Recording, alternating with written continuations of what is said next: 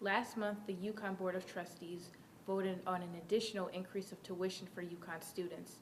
This 6.2 increase has left many students concerned as to how it will affect their financial aid packages and what it means for them in the coming years.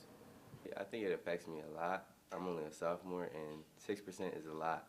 It may seem like a little bit, but as years go on and tuition increases and people, like, not even just me, like people in general who don't have a lot of money or rely on fast food a lot, it's just really gonna hurt us. Some solutions like more grants or stuff like that, more job opportunities on campus to like help us out, give us more money to help us deal with situations like this. James, like many students, have a misconception of what happens to financial aid when tuition increases. Gennaro DeAngelis, the Associate Director of the Office of Student Financial Aid Services, explains what really happens.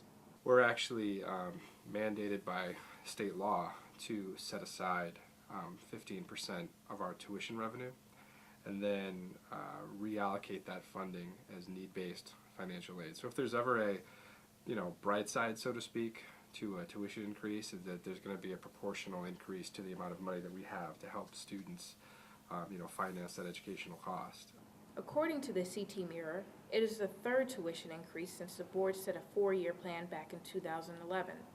As for the recent federal sequester, DeAngelis isn't sure how the federal budget cuts will affect students' financial aid packages, but is confident that there will be enough money for students.